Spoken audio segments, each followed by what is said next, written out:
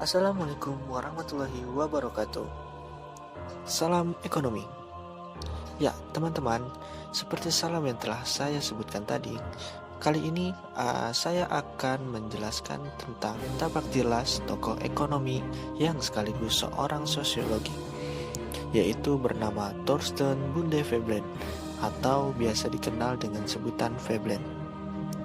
Namun sebelum itu, perkenalkan, nama saya Permana Adiputra dari jurusan Pendidikan Ekonomi FKIP Universitas Siliwangi. Seorang ekonom yang sekaligus seorang sosiolog ini dikenal sebagai pengkritik keras sistem kapitalis dan ada di masa klasik dan juga neoklasik. Beliau dilahirkan pada tanggal 30 Juli 1857 sebagai anak keenam dari seorang imigran berasal dari Norwegia. Semenjak kecil dia menghabiskan masa mudanya di peternakan keluarganya hingga ia berpindah dan menempuh pendidikan di Carleton College, Northfield, Minnesota dan dibimbing oleh Beth Clark.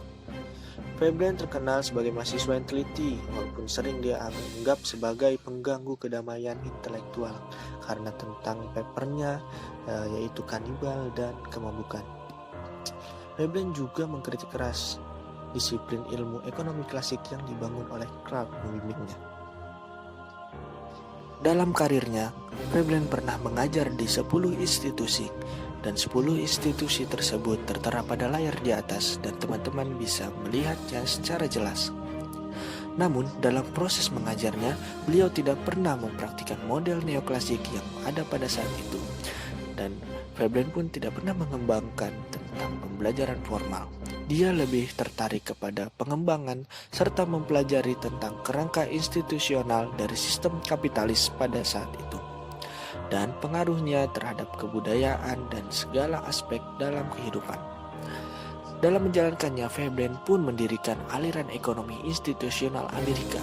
Selain sebagai ekonom, Veblen juga cenderung lebih kepada sosiolog dan lebih dikenal sebagai pengkritik sistem kapitalis dibanding pencipta teori baru. Kehidupan Veblen dibandingkan para ekonom lainnya dapat dikatakan sangat berbeda, karena Veblen juga seringkali membuat hal-hal yang ganjil, yang tidak normal, bahkan disebut sinting.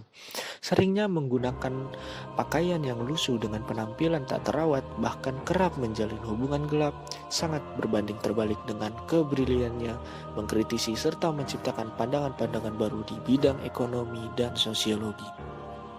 Beberapa buku yang ditulisnya antara lain The Theory of Leisure Class pada tahun 1899, yang kedua The Theory of Business Enterprise pada tahun 1904, dan yang ketiga Absentee Ownership and Business Enterprise in Recent Times, The Case of America pada tahun 1923. Namun, dari ketiga bukunya tersebut yang sangat viral dan sangat menjadi populer pada masanya yaitu The Theory of Leisure Class. Isi dari salah satu karyanya ini terkenal karena sindiran terhadap kaum kaya yang pada saat itu menjadikan sebuah keborosan dan mengumbar-umbar uang sebagai suatu kegiatan yang sangat positif. Namun, Veblen tidak menyetujuinya dan menyindir keras pada kaum tersebut dengan membuat buku The Theory of Leisure Class.